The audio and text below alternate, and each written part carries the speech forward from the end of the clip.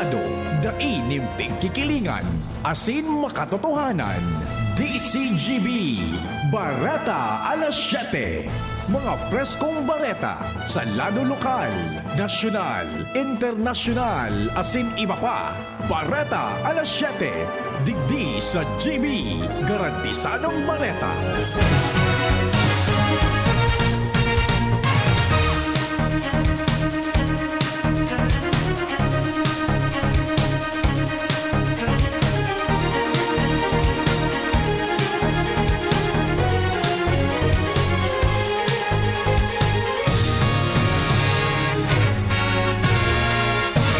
Maray na aga mga tugang uyapo ang mga barata ngunya ng Miyerkules.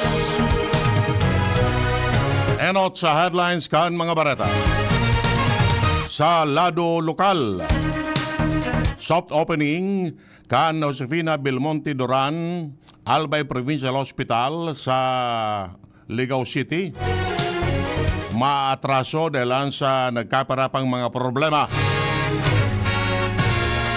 Kahagadaan kan Bicol International Airport na magpasar ang sanggunian bayan kan Daraga Albay nin ordinansa na nagbabawal sa pag-ataman nin salampati harani sa aeropuerto tutukaron sa joint hearing sa aga. Resolution na minataon nin otorisasyon kay Alkalde Pido Garbin kan Legazpi City na maghagad din exemption sa COMELEC para sa mga proyekto, serbisyo asin aktibidad sa laog kan election period, aprobado kan sanggunian panglungsod kan Legazpi. Bureau of Fisheries and Aquatic Resources Bicol nagpatanid sa publiko mananangos sa pagbawal sa pagkakan nin botete. Sa lado nasyonal, legalidad kan 2025 national budget pipaugid na sa Korte Suprema. Office of the Solicitor General mahalat nin sinyal sa Korte Suprema bago magkomento sa petition sa 2025 national budget.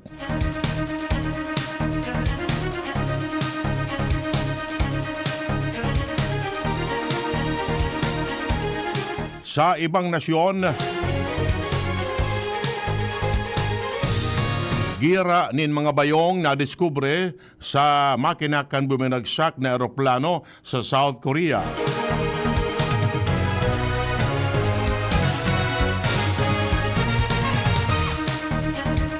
Sa lado ng Karawat,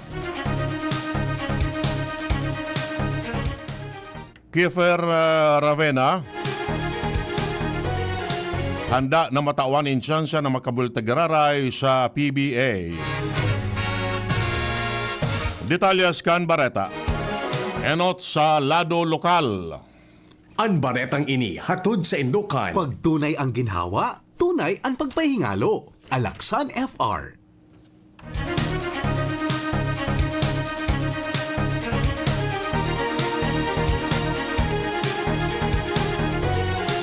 Dakula ang posibilidad na naipamadadagos ang pagbukas kan Josefina Belmonte Duran Albay Provincial Hospital o JBDAP sa Pebrero ngunya na taon dalan sa kawaran ng kuryente. Sa entrevista kan DCGB News kay Albay Provincial Engineering Office Head Engineer Dante Baclao, ipiniliwanag kay ni na maski pauro-otro ang sendang pag-follow up sa Alba Electric Cooperative dahil mangarare na takudan nin power supply and hospital kung kaya imposible ang nakatala na pagbabukas kay ni sa masunod na bulan. Matatandaan, puntirya ko na nabukasan ang hospital ka nakaaging taon alagad ipig-reschedule sa masunod na bulan dalan sa nasabing issue. Sa ngunyan, nagalat pa ang gobyerno probinsyal ng kasimbagan hali sa Aleco kan posibleng rason sa pagkapindyente sa pagkabit nin supply ng kuryente sa hospital. Sa maabot na Biyernes, ang mga miyembros kan sanggunian pang lalawigan kan Albay nakatalaan na magkaiguan in inspection sa nasabing hospital o fasilidad tanganing reparuhon kung ano na ang kamugtakan kay ni. Ang baretang ini hatod sa Indukan. Artisan Joint Supplement. Bumabagal ang galaw dahil sa joint pain at arthritis. Mag-Artisan. Inaprobaran kan sanggunian panglungsod kan Legazpi ang resolution na pigbusol ni City Councilor Butch Lucila bilang pamayo kan Committee on Laws and Rules na minataon nin otorisasyon kay Alcalde Pido Garbin Jr. na magaga din exemption sa Commission on Election para sa mga proyekto, serbisyo asin aktibidad sa syudad durante kan panahon in election period. Sa regular session kasuwapon, inilatag ni Lucila ang committee report mananangon sa ipinaapod na committee hearing kanakaaging aldaw kung sain dahil sinda ni nailing na problema sa lakdang nagigibon kan alkalde sa pagkikipag-uron kana DCGB News kay Garbin. Sinabi kani na pinag-informara naman niya ang mga pamayo kan kada departamento sa LGU na isumiter sa iya ang listahan kan mga serbisyo asin programa na dapat ihagad nin exemption sa COMELEC. Tinawan doon ni Garbin na prioridad na ihagad din exemption ang mga social services na ipigtatao araw kan medical asin burial assistance mananangon sa infrastruktura asin ibapa. Naglalaom si Garbin na tutugutan ini kan COMELEC alagad kung dai siniguro niya na masunod ini sa desisyon na ipapaluwas kan COMELEC. Ang baretang ini hatod sa Indukan. Optin Lutein Capsule. Alagaan ang paningin sa tulong ng Optin. Kitang-kita ang kalusugan ng mata. Nakatala na magkondukta ng joint hearing ang Committee on Environment asin Committee on Public Order and Safety kan Sanggunian Bayan kan Daraga Albay sa aga para mapag-ururonan ang kahagadan kan manayamiento kan Bicol International Airport na magpasar nin ordinansa na nagbabawal sa pag-atama nin mga salampate sa laog nin 3 kilometros na radius sa aeroporto sa Barangay Alubo. Inin inisyal lalakdang nagigibuhon ni Kagawa Julius Duran, pamayokan Committee on Environment, matapos na ipaabot si iya ni Vice Alcalde Bobby Magalona ang surat kan BIA. Sigun kay Duran, kaibanan sa mga iimbitaran ninda sa aga ang mga personalis hali sa Civil Aviation Authority of the Philippines o CAAP, Legal Department kan Gobyerno Lokal, Planning Department, si Municipal Environment and Natural Resources Office para mapag-ururonan ang nasabing concern. Ang baretang ini hatod sa Indukan. Plemex. Pag may ubo o hika, Plemex agad. Basta lagundi, Plemex. Padagos ang pinakusog na monitoring kan Bureau of Fisheries and Aquatic Resources Masbate sa katubigan na sakop kan Milagros kan nasabing probinsya matapos magpositibo sa paralytic shellfish toxin ang mga nakolektang shellfish samples kan mga nakaaging aldaw. Sinabi kan BFAR Masbate na nagpalosindanin local warning dahil padagos pa ang sa indang pagmonitor may kinaraman sa level kan toxin kan nakaaging aldaw para mentras na ipigbabawal kan BFAR ang sinasabing kadagatan ang pagdakop, pagpabakal, lalo na ang pagkakan nin ano manaklase ng shellfish, tahong, scallops asin iba pa. Ang baretang ini hatod sa Indukan. Enervon Z Plus. All new, best ever Enervon. Enervon Z Plus. Miyaras tanto nagpatanid ang Bureau of Fisheries and Aquatic Resources sa publiko mananangon sa pagbabawal sa pagkakan nin botete, tikong, asin iba pa dahilan sa nakakaudong ini. Sa ipinalawas na pahayag kan BFAR, ang nasabi mga klase din sira, may pigapod na tetrodotoxin asin nakakabara sa mga ugat kay bana na ang pagparalisar sa lawas kasi sa na makaon kay ni. Sigun sa Fisheries Administrative Order 249 na ipinalawas kan Department of Agriculture kan 2014, maigot na ipigbabawal ang pagpabakal asin pagkakan kan nasabi mga klase din sira para maproteran ang komunidad sa maraot na epekto kani sa salud. Tinawanin doon kan BFAR Bicol na dainin antidote o bulong digdi asin daiman nahali ang udong sa paagi kan paglinig o pagluto kan sabing mga sira kon kaya dapat na magsunod ang kabos sa mga abiso na ipigpapaluwas kan mga eksperto asin otoridad. Ang baretang ini hatod sa Indukan. Mega One. Ang Mega One ay may 21 sangkap para matulungan ka sa iba't ibang karamdaman tulad ng diabetes, high blood, stroke, arthritis, kidney failure, cancer, viruses, at iba pa. Tumawag kay Doc Joey Bitito sa 0998-975-8121 or 0917-853-8933.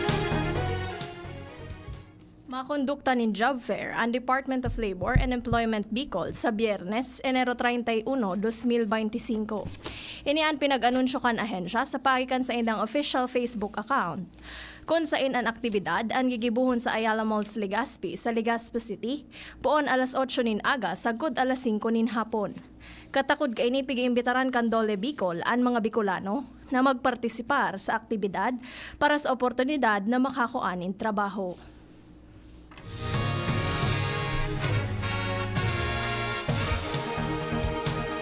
Nag-courtesy call si Coast Guard Bicol District Commodore Ivan Roldan kay PDEA Bicol Regional Director Ronald Alan Ricardo sa Camp Simeon Ola.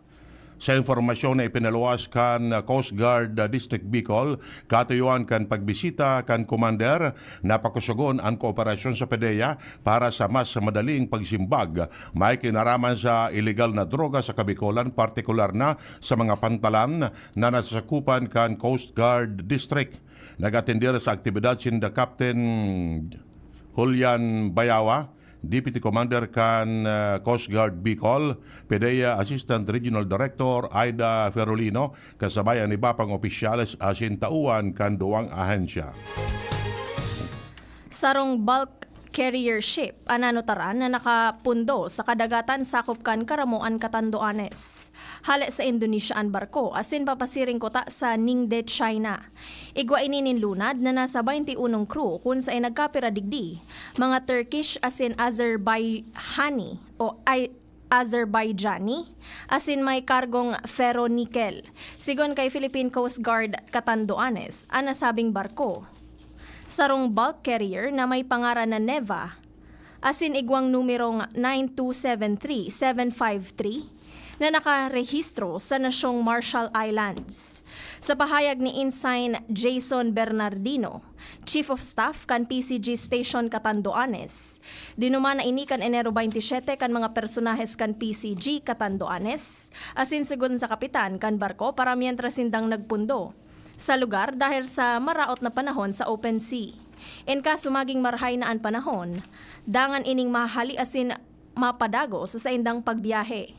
Nakadrop anchor ang nasabing barko sa dagat na sakop kan Barangay Dariao asin Barangay Tubli kan Karamuan, Catanduanes. Iyan ang primerong kaptang kan mga bareta. An iba pa pagkatapos kani. At ngayon, ang pinakabago, ang pinaka-epektibong food supplement na mabusising ginawa sa Amerika at matapos at 3 taon, aprobado na ng FDA. Mega One, ang evolusyonaryong produkto na nagtataglay ng 21 natural na mga komposisyon na nakatutulong upang palakasin ang immune system at ang ating kalusugan. Para sa karagdagang impormasyon, maaaring pumunta kay Doc Joey Bitito sa Barangay 18, Cabangan West, Legazpi City, kaharap lang ng Bangko Sentral ng Pilipinas. O tumawag sa 0998-975-8121 or 0917-853-8933 para sa free consultation sa natural medicine. bisitahin din ang aming Facebook pages, Mega One-Superfood at NHC Bayanihan Official. Mega One, evolusyon para sa kalusugan. Segundo Distrito, Kasuya, ang board member niya to. Kasuya, maasahan ta, Glenn Kasuya, makatawo, maka-Diyos, yan si Glenn Kasuya. Glenn Kasuya, ang board member ta, digdi sa tuti. Glenn Kasuya na, board member Glenn Kasuya. hanap ay vitamin C, C-Tab. Basta C, C-Tab. United Home C-Tab. Abot kayang vitamin C at gawang Unilab. Pag vitamin C, C-Tab. Basta C, C-Tab. Unilab yan. Ascorbic acid is the generic name of United Home C-Tab. If symptoms persist, consult your doctor. Congratulations! Bagal naman yan. Sa Playtime, up to 2% big-time cashback. May 3,875 pesos plus free scatter bonuses for new players na fast withdrawal in 10 minutes pa. Playtime for all your gaming needs. Available na sa major e-wallets at playtime.ph. Promo duration is until December 31, 2025. Promo permit number 2024-2508, 2024-0755, 2024-2507, www.pagcor.ph/regulatory. Keep it fun at pagcor.ph. Gaming for 21 years old and above only. Keep it fun. Game responsibly. Birit na sana kaso parang may gumagasgas. Ganyan ang ubong may plemang mahirap ilabas. Mag-Plemex Forte Syrup. Gawa sa natural na lagundi. Tinutunaw ang plema. Pinipigil ang ubo. Ramdam ang hagod ng ginhawa. Sing your heart out. Basta lagundi, Plemex. Mabibili ang Plemex Forte Syrup 60ml at 120ml sa mga pangunahing butika nationwide. Vitex Nagundo L is a generic name of Plemex Forte. If symptoms persist, consult your doctor. Ano tamis kidi kalidad magian sa bulsa ang bulong kan RightMed? Gusto kaya kan RightMed na marahay ka mo? Nganin makahiro, makatrabaho ka mo. Gusto kan RightMed na marahay ka mo? Magugma, makiayo na nusto sa buhay, para sa pamilya, para sa bayan. Ano tahanan ka ang kalidad, pero magian sa bulsa ang RightMed? Dahil gusto namin na gumaling kayo. If symptoms persist, consult your doctor. Maginhawang araw. Dimples Romana po. Uy, Dimples, andito ka rin. Salamat sa pagrekomenda mo dito sa Generica Drugstore, ha? No problem, Nay. Musta lang pakiramdam nyo? Maginhawa na. Salamat sa maalagang pharmacist. Nabigyan ako ng generics kasing bisa ng dati kong branded na gamot. Pero sa presyong mas abot kaya. May libreng konsulta pa with their partner doctors. Kaya damang-dama ko ang ginhawa dito sa Generica. Yan ang ginawang Generica. Ramdam sa lahat ng Generica drugstores nationwide. If symptoms persist, consult your doctor. Pag ginhawang Generica, damang-dama. Sa Generica Drugstore, tara na! Sa Generica Drugstore, dama ang ginhawa. Yan ang ginhawang Generica. Mga tugang, abangan ta ang paglunsar kan pinakabagong programa digdi sa DCGV Radio. Ang programang mahatod ning mga impormasyon, mga istoryang kapupurutan nin inspirasyon na naidulot kan pagtatrabangan nganing maiangat ang pagkabuhay kan mga Bicolanong paraomang benepisyaryo sa maabot na ika-24 kan Enero 2025 alas 10:30 hasta alas 11 ning pagkaaga. Magantabay asin maghinanyog sa Kape asin Baretang Agraryo. DCGV Bareta alas 7. Bareta alas 7.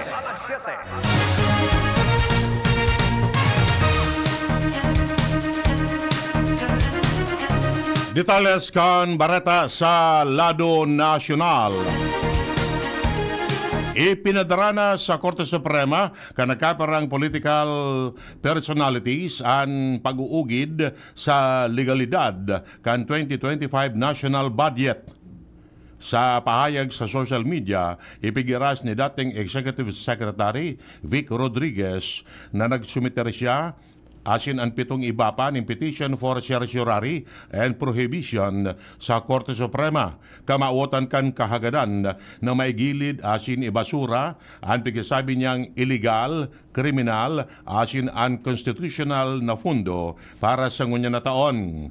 Nagpuon ang petisyon sa nadiskubring blankong papel o kaya blankong parte kan Bicameral Conference Committee report para sa ibigsusulong na fundo.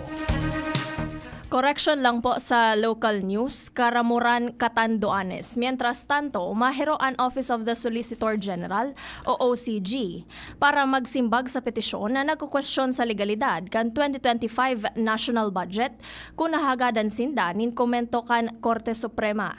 Ini ang ipinahayag ni Solicitor General Menardo Guevara matapos magsumeter nin petisyon sa Korte Suprema na ang grupo ni Attorney Victor Rodriguez para kontestaron ang pagiging konstitusyonal kan 2025 General Appropriations Act na pinirmahan ni Presidente Ferdinand Marcos Jr. Sigon kay Guevara, sagkod daing direktiba sa OSG, ang Supreme Court mantinidong valid as in legal ang 2025 national budget. Pangenot na pigkwestiyon kan kontra sa 2025 GAA ang pagsasabing mga blankong line item na pinahimutikan man kan Malacanang. Tinaawan ni doon kan palasyo na daing blankong line items sa 2025 GAA dahil an ipinahiling na kopya ni dating Presidente Rodrigo Duterte iyo an kopya hali sa bicameral report kan Kongreso. Kinonfirmar kan na Department of Foreign Affairs ang dagos ng pagpapadeport sa 24 Pinoy hali sa Estados Unidos. Enot ang sinabi ni Philippine Ambassador to US, Jose Manuel Romualdez, na na-deport na ang mga ini dahil sa pagsasabing koneksyon sa nagkaparang illegal na aktibidades mantang nasa Amerika. Ang deportation nangyari poon kan Oktubre 2024 bago pa man ang gana si US President Donald Trump sa kod kan Enero 18 ngunya na taon. Sigon sa DFA, pigdalauman na masusundan pa ini sa mga masunod na aldaw mantang nagpapadagos ang paghigpit kan Estados Unidos sa mga undocumented alien na yaon duman kasabay man kan pagtukaw ni Trump. Dalang digdi, nag-apilar ang DFA sa mga Pilipino na nasa Estados Unidos na magbalik na sa Pilipinas asin asikasuhon ang pagiging legal kan sa indang pagtinirduman. Apelasyon kan DFA na mas maray na dailan ninda paghalaton ang US authorities na naghahanap sa mga undocumented alien para puwersahan o kaya pabalikon sa kanya-kanyang nasyon. Poon kan magtukaw si Trump kan nagkaperang serye ng deportation ang ipinautob na kung sain puwersahan na pinabalik ang mga undocumented immigrants sa kanya-kanyang pigalian na nasyon arog kan Pilipinas, Brazil, Mexico, sinibapa. Inireport kan Philippine Coast Guard o PCG ang panibagong pagtapa kan China Coast Guard o CCG sa mga tauhan kaini na matabang kuta na sa sarong Filipino fishing vessel mantang nasa West Philippine Sea. Enot na naresibi kan PCG ang sarong distress call hali sa Pinoy fishing vessel 70 nautical miles sa surweste kan Silangin Island sa Zambales. Saro sa mga parasira sa nasabing bangka anagadan mantang nasa Lawon. Sigon kay PCG spokesperson for the West Philippine Sea, Commodore J. Tariela, na binalo kan BRP Cabra na magkondukta nin retrieval operation alagad pinirit sindang pugulan kan barko kan CCG na may numerong 3304. Pero nakalusot man giraray ang BRP Cabra alagad sinundan pa man ini kanasabing barko. Matapos makadaking sa barko kan China, nagdiretsyo ang BRP Cabra sa kinamumugtakan kan nagadana Pinoy asin dagos nang narecover ang bangkay pabalik sa Subic, Zambales. Sa nagkaperang oras na naghali ang BRP Cabra, gikan sa posisyon kaini, nagsalida ang BRP Teresa Magbanwa na nagbantay sa kadagatan kahampang ang mas dakulang barko kan China Coast Guard. Ipinahayag kan Department of Migrant Workers na sisiguron kaini ang kabuhayan asin suporta sa trabaho para sa 17 Pinoy crew members kan MV Galaxy Leader na pinalibre kan mga nakaangi aldaw matapos ang sobra sa sarong taon na pagkakabiyag kan mga rebelding Houthi sa Yemen. Kasunod ini kan direktiba ni Presidente Bongbong Marcos na tabangan ang mga marino asin ang siyang pamilya na sigararay bilugon ang siyang buhay. Sinugo man ni Marcos ang DMW na siguron ang ligtas na pagbalikan mga marino asin siyang pamilya sa siyang mga residensya. Sigon sa DMW, ang mga seafarers asin siyang pamilya maresibin in financial assistance, training certificate, gift bags hali sa DMW Overseas Workers Welfare Administration asin TESDA.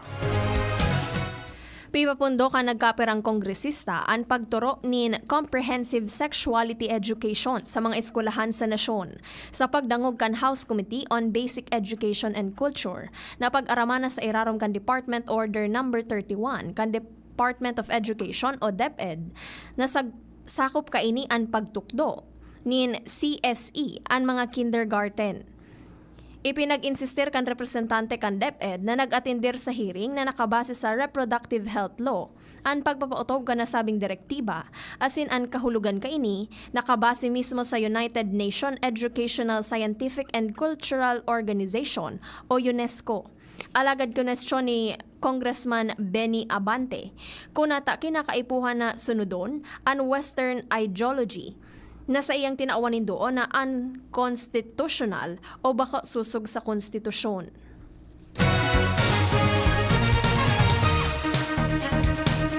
Bareta hali sa ibang nasyon, nadiskubre kan mga otoridad sa South Korea ang mga parte kan lawas nin bayong hali sa buminagsak na eroplano. Sigun sa ipinalawas na na pay ng investigasyon, may traces nin migratory bird na baikad tails ang duwang makina kan Boeing 737 jet. Nailing kan mga otoridad ang balukag asin mga gira nin dugo sa nasabing makina. Dahil man pinag-unang bitan sa report kung na nasabing mga gira nin mga bayong ang pinakangkausa kan pagbagsak kan eroplano. Pigngangalasan ninda na biglang nagadaan ang flight data recorder sa ultimong 4 minutos kan flight asin dai nagbukas ang landing gear kan eroplano. Magagarumduman 179 sa kabilugan na 181 pasahero asin crew kan eroplano ang nagkagaradan na hali sa Thailand pasasiring sa South Korea kan Desyembre 29 kan ini suminabog mantang papaugpa na. Baretang Sports, handa pa man giraray sa second chance ang dating NLEX point guard na si Kiefer Ravena sa PBA kung matatawan ininin tsansa na makabuelta sa pagkawat. Si Ravena iyo ang dating number 2 overall pick kan Road Warriors kan 2017 PBA draft. Alagad pigkonsiderar man ni Ravena ang desisyon kan sa iyang agom na si Diana Maki na former beauty queen. Magigirumduman na enot ng nagsalang si Ravena sa league para sa Shiga Lakes bilang import kan taong 2017 sagkod 2021. Mantang may record si Ravena nin mga average points na 9.7, 1.7 rebounds as in 3.3 assists sa naging 32 games kaini para sa B Corsairs. Magigirumduman na daipig tugutan kaini kan NLEX na maghali si Ravena asin magkawat sa B-League, pero sa huri binutasan man giraray siya kan Road Warriors ni dating coach Yeng Giao.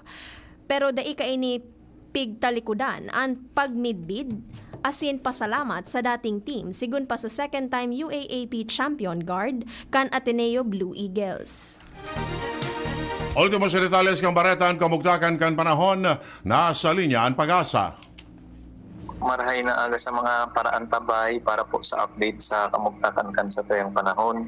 Padagos pong nakaka-apektar na share line digdi po sa Visayas mantang so northeast monsoon apektado man kaini ang bilog na Luzon. So digdi po sa Kabikolan dauman niya to na maoran na panahon na aldaw man yan dahil nga ni sa pag-iro ka ining share line. So hali din sa Visayas, maluway-luway po ining masakat digdi sa tuya sa Kabikolan kaya naumanta na mga pag-oran sa bilog na maghapon. So sa ganyan dura man kita nakabanderang gale warning sa mga kadagatan na sakop na Kabikolan. Pero huli nga kaining shear line as in ining northeast monsoon padagos na magiging moderato sagkod sa maalon sa tuyang kadagatan kaya mag-ingat po sa mga nagkaramit kisa rabit na bangka sa pagpalaot dahil posibleng ang taas kang upol umabot yan po on 1.2 sundong 4 meters lalong-lalo na digdi sa sirangan na Costales na Kabikolan. So sa tuyang temperatura sa bilog na maghapon pinakahababa na sa 23 degrees Celsius as in pinakahalangkaw, posible sanang umabot sundong 28 degrees Celsius. Digdi po yan sa bilog na Kabikolan. Sa ngunyan wala man kitang namomonitor pa na LTA o bagyo sa laong ka na sa tuyang area of responsibility. Pero may mga cloud cluster kitang naiiling duman sa Arayo pa man ini, nasa luwas pa kang sa tuyang area of responsibility na palagos naman na mo monitor as in matao kita yung mga update sa mga masunod na adlaw. So yan lang po muna ang sa tuyang update para sa kamugtakan kan sa tuyang panahon. Halit po dito sa Pag-asa, Southern Luzon. Ako po si Jaime Gordales sa Liwat, Matay na Aga. Yan mga tugang nga detalyes kan mga bareta ngunya na Miyerkules. Sa pangaran kan mga pagriba, Mardila, Angel Mostasa, Jenny Balyaran sa Newsbase, Ramir Tanay sa Lado Teknikal asin Pag-asa. Kami ang nagatod kan bareta. Ako po si Jasmine Baloloy. Ako man po si Edwin Terrell na nagsasabing salamat kan sa inyong pagantabay. Masunod na si Mr. M. Yan ang DCGB Bareta alas 7. Abangan giraray sa aga. An hapon, masunod na. Pagkalipas lang kaini. May bagong energy na! Bagong-bago, pinakamarhay na Enervon, Enervon C+. Pinapusog with zinc, vitamin C, vitamins B1,